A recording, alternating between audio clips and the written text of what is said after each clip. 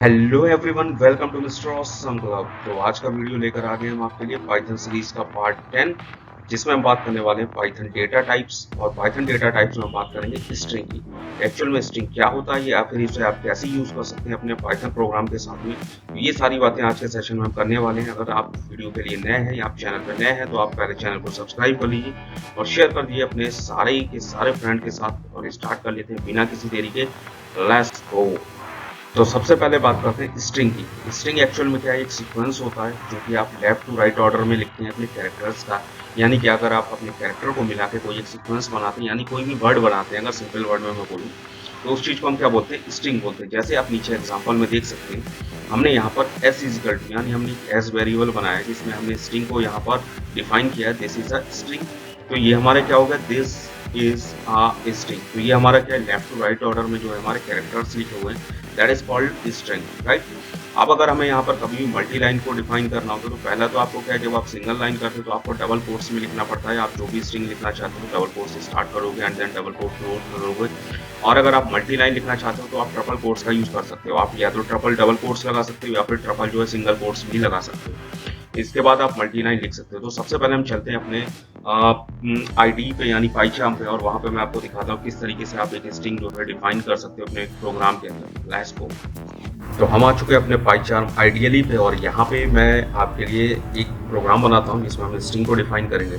जैसे मान लीजिए मैं यहाँ पर ए इक्वल टू यानी एक वेरिएबल बनाता हूँ ए, और यहाँ पर स्ट्रिंग को डिफाइन करना चाहता हूँ। तो देखिए, पहला तो स्ट्रिंग को डिफाइन करने के लिए आपको, अगर आप एक सिंगल लाइन की स्ट्रिंग डिफाइन करना चाहते हैं तो आपको जो है आपको डबल कोट देना पड़ेगा, और इसके अंदर आप कुछ भी लिख सकते हो। जैसे मैं यहाँ लिख देता हूँ hello and welcome to all of you, right.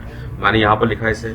अब मैं इस स्ट्रिंग को चाहूँ तो कहीं भी यूज़ कर सकता हूँ। जैसे मैं यहाँ प्रिंट करा लेता हूँ एंड प्रिंट में मैं क्या कराता हूँ, ए को प्रिंट कराता हूँ।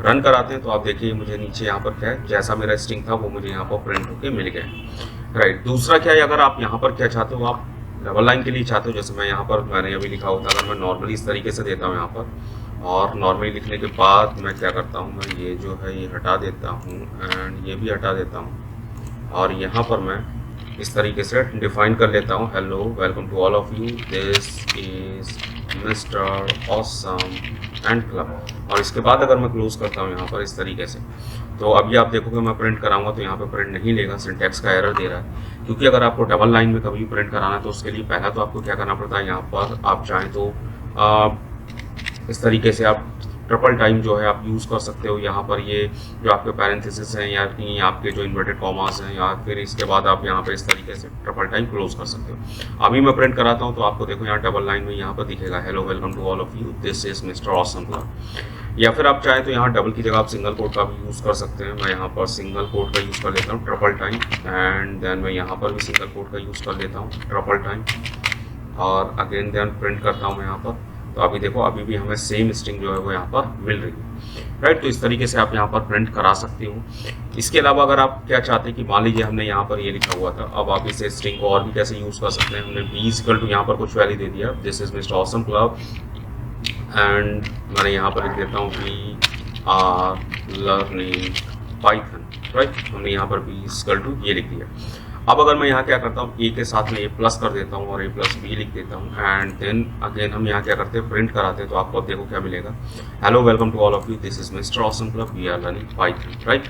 इस तरीके से आप यहाँ पर जो है यूज़ कर सकते हो। आप स्ट्रिंग को ऐड भी करा सकते हो, आप वी आर लर्निंग पाइथन या जो भी है आपको कई स्ट्रिंग को जोड़ने के लिए आप यूज़ कर सकते हो।